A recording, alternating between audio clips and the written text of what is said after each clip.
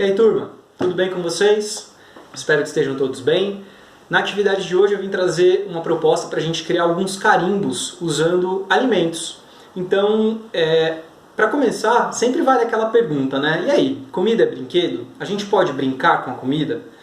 E aí eu cheguei a alguma conclusão pensando a respeito disso, que é o seguinte: se a gente pensa, né, em brincar com essa comida, mas de algum modo a gente vai aproveitá-la, nós vamos consumir esse material depois, e enfim, a gente não está prejudicando o uso dele, eu acho que é uma forma sim da gente estabelecer uma conexão com os alimentos.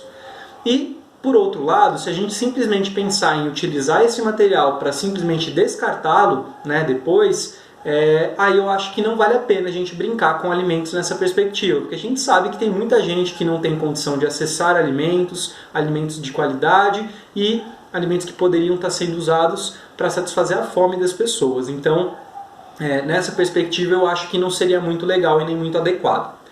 E aí acho que cabe cada um decidir, lógico, né, se é viável realizar essa proposta e como vai realizar, né, a utilização completa desses alimentos. Bom, primeiro passo sempre que a gente vai estar trabalhando com comida, é importante da gente lembrar da higienização. Então, lavar as mãos, lavar os alimentos, cada um tem um tipo de orientação para que seja lavado de uma maneira, né, que seja higienizado da maneira correta, e aí, feito isso, a gente pode começar a nossa atividade. Eu já lavei minhas mãos, eu já até organizei um pouquinho aqui a minha bancada de utilização dos carimbos, e vamos lá. O que eu vou mostrar para vocês é um resultado do que a gente vai fazer. Ó. Dá uma olhada mais ou menos como é que vai ficar essas formas de carimbo que a gente vai fazer. E aí, para fazer esses carimbos, eu pensei em duas coisas, dois alimentos básicos aí. Básicos, né? A gente pensa de acesso fácil, né? Então, eu vou usar a batata para que seja o meu carimbo, e aí a tinta do meu carimbo eu vou usar as amoras, porque elas têm uma coloração muito forte, né, uma coloração natural. E aí eu poderia usar uma tinta, né, guache, uma tinta industrializada? Poderia. Mas aí, se eu lavasse, por exemplo, essa batata, muito provavelmente eu já não poderia reutilizá-la, como é o meu plano fazer depois. Eu vou lavar e vou utilizar. Agora, com a amora, né, a gente consegue fazer isso. E se você não tem amora, né, perto de você, na sua casa, na sua rua, não tem um pé de amora, o que a gente pode fazer? Existem alternativas. A gente pode pensar, por exemplo, na beterraba, que tem uma cor muito forte, no espinafre, que libera uma coloração forte. A gente tem também o uso de casca de cebola, quando você faz um processo, mas aí é um pouquinho mais difícil, que aí você tem que ferver ele para conseguir tirar a tinta daquela casca da cebola roxa, mesmo da cebola comum também é possível. Então existem vários processos, né, de coloração natural que é possível de você obter. Eu acho a amora um dos mais de fácil acesso e um dos mais práticos, por isso que eu estou fazendo com ela. Então vamos lá.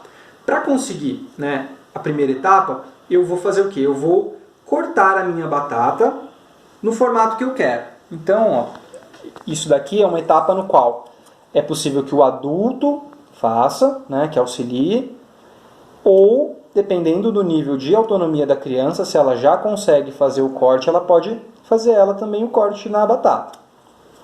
Então eu corto, ó, tá vendo? Eu fiz aqui a figura e aí recortei, ela tem que ficar em alto relevo. Isso aqui é o alto relevo, ela tem que estar maior, mais alta do que o primeiro nível aqui da batata. Vou deixar ela aqui para mostrar como é que eu fiz a tinta. Então, com um pilão, enfim, pode ser uma colher ou algum outro objeto, eu vou amassar essas amoras que estão aqui, até que elas fiquem nesse formato, até que eu consiga extrair o suco delas. Posso colocar água? Então, eu tentei uma vez fazer colocando água e não deu muito certo porque ela fica muito aguada. Então, com uma quantidade de, sei lá, umas 20 amoras que eu achei, eu consegui fazer essa quantidade aqui e ela fica bem concentrada, fica muito melhor para conseguir a tinta que eu gostaria. E aí, ó, eu vou usar esse contato que eu tenho aqui da batata, vou mergulhar ele aqui na tinta, esperar cair aqui o excesso, né, da tinta, e aí eu vou posicionar na folha que eu vou querer utilizar para carimbar. Aperto ela aqui como um carimbo comum e vejo se o desenho marcou. É engraçado também que a gente começa a perceber que ela muda um pouco da coloração. Agora ela está um pouquinho mais arroseada, né? Um pouco mais rosa, depois ela vai passar para esse roxo, e talvez ela sofra até outras transformações.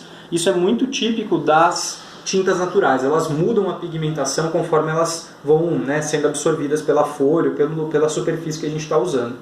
Eu fiz aqui alguns outros desenhos, ó. Fiz aqui uma arvorezinha que eu achei fácil de fazer, uma setinha que também em pé pode ser uma casa.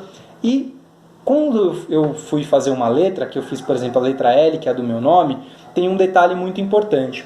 Quando você vai fazer um carimbo de uma letra, que seja uma letra que possui assimetria, ou seja, ela não tem os dois lados delas iguais, um exemplo de uma letra que é simétrica, que tem os dois lados iguais, por exemplo, a letra A, ela tem esse formato, ela tem os dois lados iguais, o lado direito é igualzinho ao lado esquerdo se a gente dividir ela ao meio.